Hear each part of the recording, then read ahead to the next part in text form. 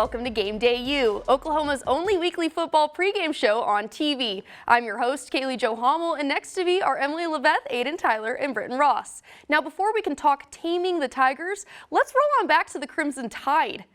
And look at Peter Kirk Herbstreit's dog. He's so cute. Okay, let's start in the second. Score is tied 3-3 when Xavier Robinson runs 18 yards into the end zone to give OU the lead. And the student section gets hype. The freshman running back does it again in the third, this time just for 1 yard. His third touchdown for the Sooners ever, and you can tell he is excited right here. OU's now up 17-3 into the fourth. Alabama looking to put more on the board when Jalen Milroe throws the ball, and it's Oklahoma's Kip Lewis who catches it. He takes it all the way for another Kip 6, and the magic continues as the fans rush the field to celebrate with the Sooners. Final score is 24-3 OU, and the Sooners take down then number 7 Bama. And how did head coach Brent Venables celebrate the win? Spending $94 at Taco Bell. He said he ordered everything that looked good, so there better have been a gordita in there. Kaylee Jo, I'm more of a Crunchwrap girl myself, but some may have suspected a Sooner upset, but not an absolute beatdown. You couldn't recognize that Alabama team. Their big threat on the ground, Jalen Milroe, was held to just 7 rushing yards on 15 carries, and 3 points was the fewest they've scored in 20 years. Yeah, well, if the Alabama is the Crimson Tide, the OU offensive line was a Crimson tsunami. They bullied the Bama front seven and were to a 260 rushing yard performance and just over 5 yards a rush. The O-line hasn't dominated like that in a while, and it was crucial for stealing that win. And this is the first time in a while that the Sooners won the turnover battle. Taylor Tatum fumbled early, and the Tide got a field goal out of it, but the Sooners intercepted Milroe 3 times in the second half alone and scored 14 points off of those picks. The Sooners finally have another SEC win under their belt, and this kind of upset was what they needed heading into the final game of the regular season. And Brent Venables knows the importance of a win like this. It shows, again, what we're capable of, but just the toughness that it takes. It's tough to keep coming back. It ain't easy. You don't have a lot of other options. You get your butt off the mat. That's what the game teaches you. That's one of the most amazing things about this amazing game. From a life lesson standpoint, just how to get off the dang mat. You know, you get your butt knocked down 20 times, you get up 21. You get it knocked down 20, you get up 23. The Sooners got a huge win over Alabama. Their reward, a night game in Death Valley. And that's the reality of the SEC is OU has the nation's 4th toughest strength of schedule. LSU is having a down year after back-to-back 10-win seasons. They're currently 7-4, but OU's defense knows how explosive the Tigers can be. Yeah, I mean, they're explosive offense. Obviously, they got a quarterback who he definitely runs the show for them. And then they got a good receiver core along with a tight end to join them. You know, and they're going to try and spread the ball all over the field. And we're going to come here and ready to prepare like we do every week and be ready to have another great defensive show. Xavier Robinson has emerged seemingly from out of nowhere. For the Sooners, the freshman running back scored the offense's 2 touchdowns against Alabama and made OU fans question why he wasn't playing earlier this year. Well, the freshman seemed to give an answer.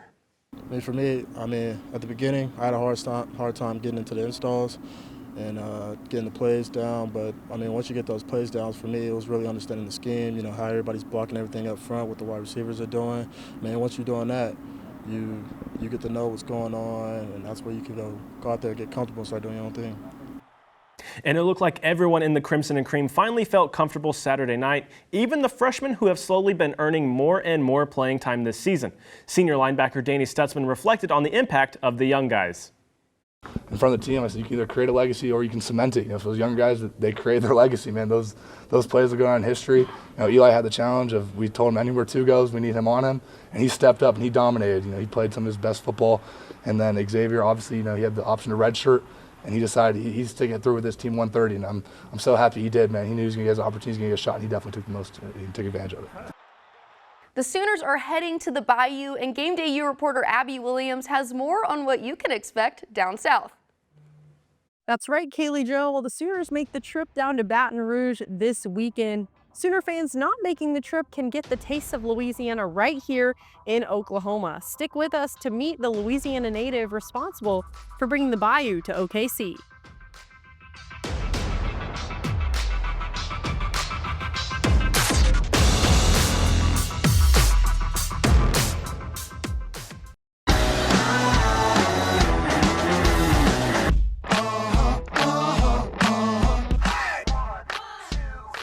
Game Day U's Abby Williams and I are covering the Sooners as they face the Tigers. And down in Baton Rouge, they're known for some Cajun cooking. Abby got a sneak peek at what Sooner fans can expect to be eaten at tailgates today. You know it, Kaylee Joe, here at Brent's Seafood in Edmond, I got to try some of the most authentic Cajun food north of Louisiana. Let me take you inside so Sooner fans know what to expect when trying food in Baton Rouge. First of all, LSU fans are horrible. They are rude, they're nasty, they're drunk. So just be yourselves down there. Brent Hickman isn't a fan of the Tigers, but he knows a thing or two about food down in the Bayou. Originally from Louisiana, Hickman brings Cajun courses to his restaurant here in Oklahoma. So, chicken and sausage gumbo, red beans, and a crab bisque, which people have told me if they were on death row, this is one of the dishes they would have. For Sooner fans traveling to Baton Rouge this weekend, there's a lot to know about eating in the Bayou. Well, the thing about Baton Rouge, which is really cool, is there's a difference between Cajun food and Creole food. Your Cajun food is your more authentic from the Acadianas that were kicked out of Canada that settled down in southern Louisiana that ate off the land because they were real poor people. There's a lot of culture, a lot of soul into their food because they lived off the land. When you get closer to New Orleans, that's where you get your Creole food. You're gonna have your Haitian, your Indian, your French, and your Caucasian influence into the food. So there'll be a lot of tomato, a lot of vegetables in your gumbos and stuff. So there's just depending on what you like. And if you're not making the trip to Death Valley, Brent's Cajun Seafood in Edmond is as authentic as it gets. From the gumbo to the catfish, the seafood at Brent's is unbeaten. Reporting from Edmond, Oklahoma, Abby Williams, Gameday U. Thanks, Abby. Before we can talk more Tiger Stadium, let's talk more about Owen Field. Game Day U reporter Andrew West is here in the studio to break down what was truly a party at the Palace. You're darn tootin', Kaylee Joe. October 28th, 2000, the last time Owen Field was stormed by the Sooner faithful after a decade of mediocrity. Well, this time it was just one season of mediocrity. You best believe the players soaked in every moment of the celebration. That was electric. You know, that's something I'm going to remember for the rest of my life. And I'm forever grateful for that. And obviously, I kind of knew the fans were going to rush. I mean, it is what it is, but I'm not complaining. That's awesome. That's something you'll remember. I found my family right away, which is awesome. It's just not a normal thing here. The standards are really high, but no, it was cool. It was pretty magical. Again, and I'm thinking about the players because I know they're the ones in the middle of that was like, oh man, this is what we've been talking about. It was kind of crazy. They stormed the field before the game was even over, but I was talking to some of my friends before the game was over, just hanging out on the sideline, but yeah, it was awesome. You know, you don't have many like this. I don't know if I ever had the field rushed again when I played, but, you know, it's special. Oh, my gosh. That was insane. That was wild. It took me a minute to get out of it. Crazy. I've never been a part of something like that ever, so it was great to experience that. All the fans yelling, and then us celebrating in the middle, just jumping around, just all the energy. It was amazing. The Sooners definitely lived up to their name and made their Oklahoma ancestors proud by rushing early. And while the duck pond remains goalpost free, it did come at the cost of a $200,000 fine from the SEC. Kaylee Joe. Thanks, Andrew. The last time OU beat LSU was back in the 1950 Sugar Bowl. Will they be able to do it again almost 75 years later? We'll break it down when we come back.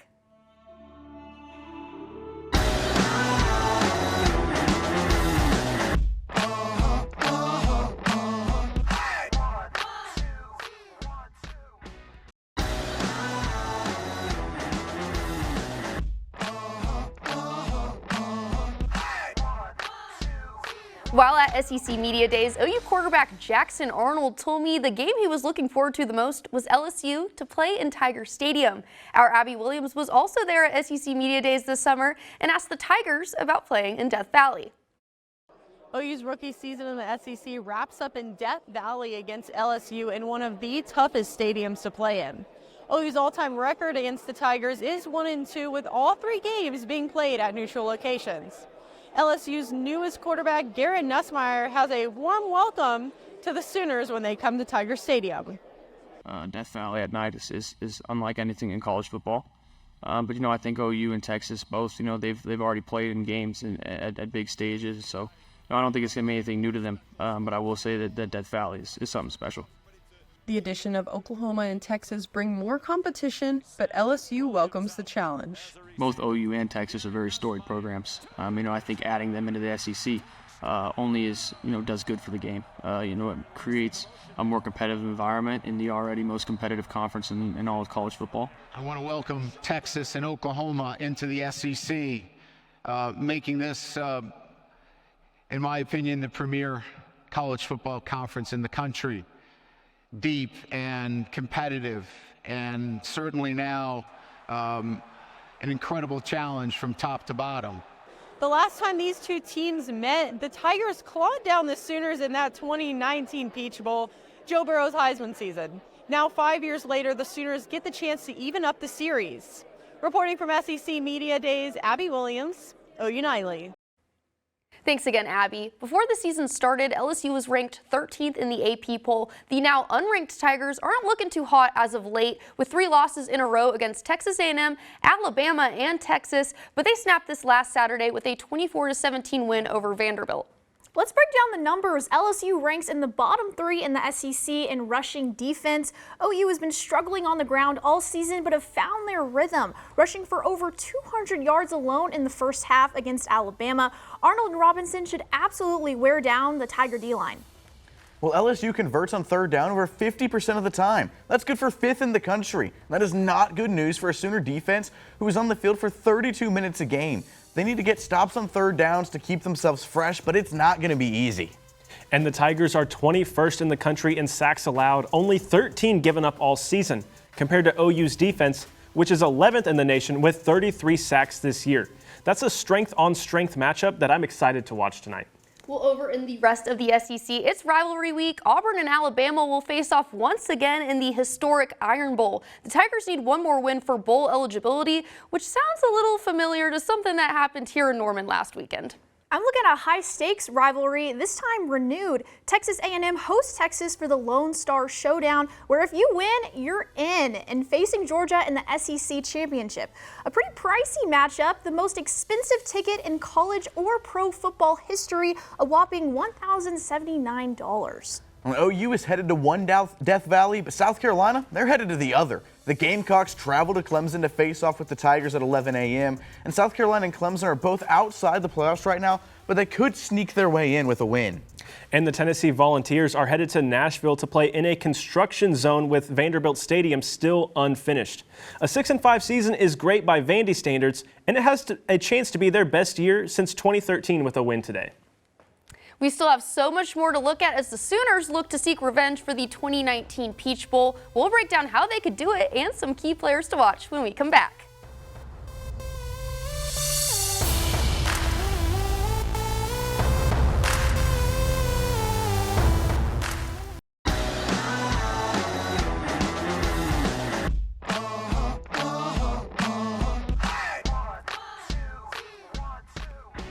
There's a lot to watch for as the Sooners face the Tigers at prime time in Death Valley. And if I had to choose one thing to look for, well, my eyes would be on a who instead of a what. Freshman running back Xavier Robinson.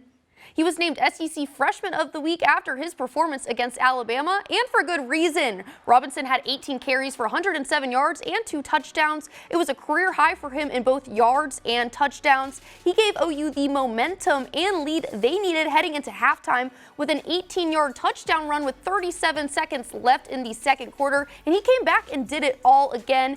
And yes, I've already said it twice, he's just a freshman. Yeah, Kaylee Joe, outstanding performance from him, and OU looked complete on both sides of the ball for the first time in SEC play. The Sooners shook off some early miscues, starting with a fumble, then a dropped touchdown pass, and then a missed field goal, but they did not let it spiral. The key to OU's success, the turnover battle, we mentioned it earlier. They're 5-0 this season when winning the battle and 0-5 when losing it. Capitalizing off turnovers can give OU the edge when LSU starts to crumble, since the Tigers have scored 10 or fewer points in the second half of 4 straight games. Well, true freshman Eli Bowen might be the little brother, but against Alabama, he was the big dog. He played every single defensive snap and allowed just one catch, being targeted 5 times. He had a pass breakup and, of course, a huge interception that turned the tide of the game. The 5'9", 19-year-old allowed a 12.5 passer rating from a top QB in the country. He locked up Ryan Williams. Williams had just 37 yards in the game, and OU has Eli Bowen to thank for that. And the awards came pouring in after Oklahoma took down the Tide. 3 Sooners were named to SEC Weekly Awards. R. Mason Thomas was named Defensive Lineman of the Week, Fabechi Wiwu Offensive Lineman of the Week, and Xavier Robinson was named the Freshman of the Week. Danny Stutzman was named as one of 5 finalists for the Butkus Awards for the best linebacker in the country.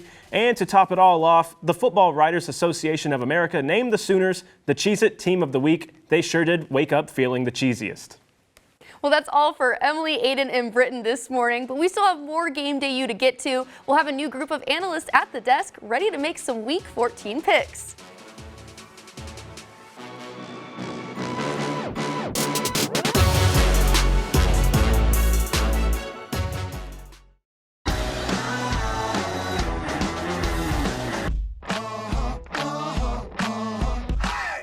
Welcome back and say welcome to these new faces on the set. I'm now joined by Oliver Schaefer, Jillian Tobias, and Dalton Davis, and they're ready to make some picks for some of the hottest matchups. And it's rivalry weekend, and there's a lot at stake for both South Carolina and Clemson. The Tigers lead the series by 30 games, but is this the Gamecocks' year, Oliver? In the past 5 weeks, Lenore Sillers has averaged over 300 yards and accounted for 14 total touchdowns. Not to mention 3 wins over ranked opponents in that time. It's not going to be close. Give me Carolina. Come on, guys. Is there even a doubt about the Tigers clawing the Gamecocks to shreds? Leading the overall series with 73 wins against South Carolina since 1896. The stats don't lie. It's the eye of the Tiger out here. Give me Clemson. Guys, do you see this coat? I'm literally wearing their colors this week. South Carolina hasn't lost since October 12th. That was over a month ago. And in that span, they have outscored opponents 197 to 78. I guarantee Clemson is going to chicken out of this one. And the latest installment of the Iron Bowl, and now the 2 teams OU has beaten in SEC play this season. Who do you have taking it, Bama or Auburn? Alabama's passing game has more interceptions than touchdowns in the last 8 weeks. Auburn wins in Tuscaloosa for the first time since 2010. It's kind of hard to win with a running back under center.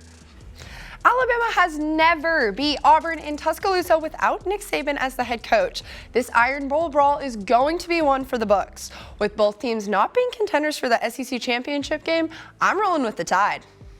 The Crimson Tide just got trampled by the Sooners. However, their bounce back is going to be strong. Like I said, do you see this coat? Alabama is still fighting for a playoff spot at number 13. With their last game Saturday, they will not waste a final stand. As a Texan, I'm excited for the renewal of the Texas and Texas A&M rivalry, but who will prove they're the best in the Lone Star State? Kaylee Joe, Texas has rattled off 4 straight wins, while A&M just lost to an unranked Auburn. Texas ranks 18th in total offense and is only allowing 247 yards per game. I don't expect the 12th man to change that. Hook 'em. Let's roll it back to 2011 when the 2 teams last played. Justin Tucker's 40-yard field goal shot Texas to beat the Aggies 27-25. Home of the 12th man, I know the Aggies are itching for some redemption. After 13 years of anticipation for the Lone Star Showdown to come back, give me A&M. Yeah, fun fact, Jillian, the first game was in 1894. Anyway, do you see this coat? The Aggies are not only going to put the Horns down, but saw them off. Kyle Field gives A&M superpowers at home. The Aggies average more first downs, pass and rush yards, and even points than Texas. And of course, we have to end with OU's game down in Death Valley. Who do you see coming out on top? Joe, it looks like the Nuss Bus is all out of gas. LSU has lost 3 of their last 5, losing by 29 to an Alabama team OU just beat by 21. I expect Jackson Arnold to continue the upward trend and make the Tigers look like house cats. Boomer. Do you believe in miracles? OU fans did last weekend after a rough patch. From fans storming the field with 28 seconds left in the game, OU went up against number 7 ranked Alabama and rolled that Tide away, showing that there's only one Oklahoma. Give me the Sooners. Last time I was at this desk, I said Sooner Magic didn't exist. Boy, was I wrong, and not to be redundant, but do you see this coat? I'm representing the Sooners. They proved me wrong last week against Bama. I even think Houdini is going to show up for OU to beat LSU. I'm going to have to agree with all three of y'all. I'm taking OU this weekend as well. Thanks so much for watching Game Day U, where it just means more. For Oliver Schaefer, Jillian Tobias, and Dalton Davis, and for one last time, I'm Kaylee Jo Hommel. Have a fun and safe game day.